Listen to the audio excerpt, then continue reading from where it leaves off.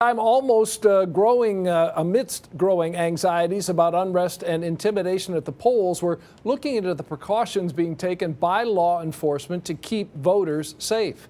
7 investigator Ross Jones is live tonight in Detroit with more on this important issue. Ross?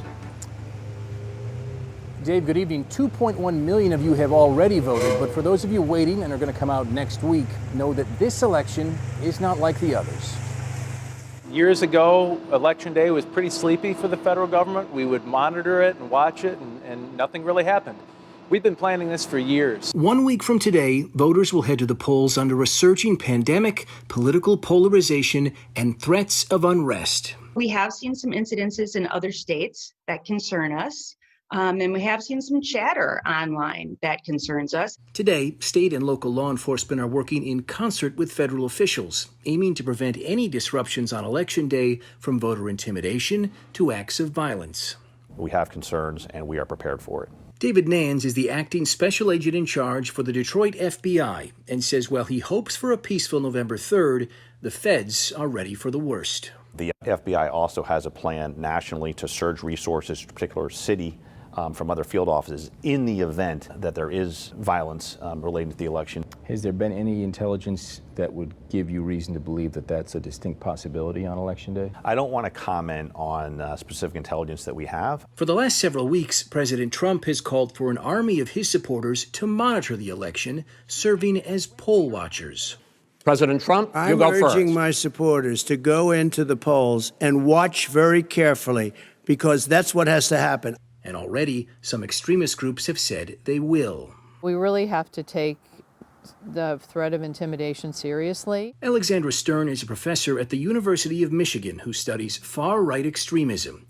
Throughout the country, she says extremist groups like the Proud Boys, Oath Keepers, and 3 Percenters have said they'll be at the polls, though there have been no announced plans here in Michigan. They will often show up en masse. It'll be a large number of armed white men who come wearing camouflage, who, think of what happened in Lansing in the spring, where you basically had, armed groups showing up at the Capitol, yelling, intimidating. I want people to look at what happened at the Capitol and think that if that type of activity happens at the polls, that it's just going to be accepted by law enforcement.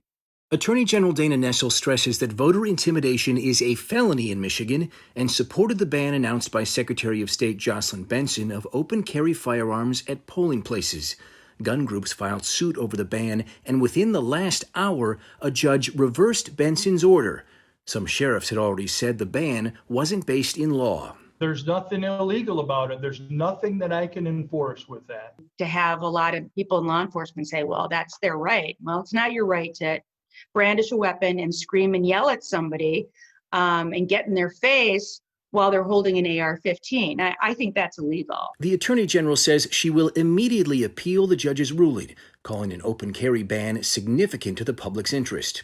Regardless of how this battle ends, Nessel offers voters this assurance. Literally in every corner of the state, we'll make certain that there is some law enforcement entity so that if you do have people who are threatening voters, that there is someone with a badge that can come in and enforce the law when people feel threatened or intimidated. Even though there's a threat of voter intimidation, we should not be intimidated to vote.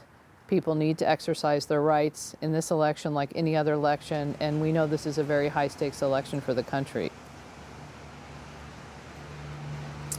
If you are the victim of voter intimidation or you witness it during Election Day, the Attorney General wants to hear from you. She has set up a hotline. It'll be monitored all of Election Day, and the phone number is on your screen, 517-335-7659.